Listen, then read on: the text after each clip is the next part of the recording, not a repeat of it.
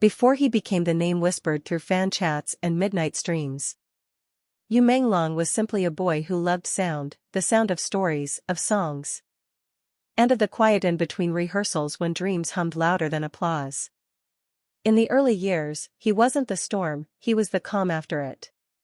He played roles where pain was polite, where longing spoke through eyes rather than lines. Viewers began to recognize him not by voice, but by the way his expressions felt like confessions. He wasn't the type to chase fame, somehow, followed him like sunlight on water. Directors said, he listens with his face. Fans said, he makes sadness beautiful. But in his silence, he might have said something else, I just want to understand people. That was his art, not performing, but understanding. Don't forget to like, comment, and subscribe for more touching K-drama stories and emotional news-style narratives. Every actor learns to stand between the spotlight and the dark. In that space, truth becomes fiction and fiction becomes truth.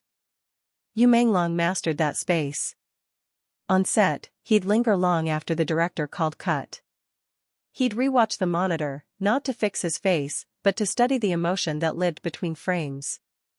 He once told a friend, if a viewer can't tell where the acting ends, then I've done my job. But that kind of depth comes with weight. Fame demands light, relentless, burning, consuming. He gave light so generously that sometimes there was little left for himself. Still, he smiled. He always smiled. It's said that some people burn quietly, not in spectacle, but in devotion. And Yu Menglong was one of them, a candle whose flame refused to flicker, even when the wind howled. In the K-drama version of his life, this would be the episode where the world slows down. The camera pans across an empty studio, the music fades, a single note plays, melancholy, unresolved. He's sitting by the piano in that imagined scene, fingers hovering but not pressing the keys. The phone vibrates. He doesn't answer. Not because he doesn't care, but because he's memorizing the silence. People always listen to what I say, he'd once told a co-star, but no one listens to what I mean. That line now feels like a prophecy. He left behind not a scandal, not a script, but a symphony. Composed of glances, pauses, and half-finished smiles that linger in every frame he ever filmed.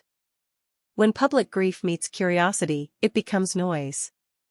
Rumors flew faster than facts, theories, headlines, threads. But a mirror doesn't always tell the truth, sometimes it reflects our own fears. Fans begged for answers, yet what they really wanted was meaning. In our K-drama retelling, the director would choose not to show the fall, but the reflection of a man looking at city lights, whispering, "If tomorrow comes, let me be someone who still believes in love." That's the version that matters, not what happened, but what it meant to all who loved him. Because in drama, as in life, what's real isn't what we see, it's what we feel. Days turned into memorials, hashtags into prayers. His colleagues spoke gently of him. How he'd rehearse even when exhausted, how he'd send snacks to crew members. How he'd always say thank you to the extras as though they were stars themselves. A co-star once said, he never acted with ego. He acted like he owed the world kindness. And maybe that's why he left such a heavy echo. When kind people go, the silence feels louder. In our cinematic imagination, this episode would fade from grief to gold. Soft backlighting, flashbacks of laughter, sunlight through curtains. And then a cut to his face, half in shadow, half in glow. The visual metaphor of his entire career, light meeting dark, hope meeting loss. Don't forget to like, comment, and subscribe for more touching K-drama stories and emotional news-style narratives. Thousands of fans wrote letters they'll never send. They wrote to a man who couldn't answer, but somehow, in the act of writing, found pieces of themselves they'd forgotten.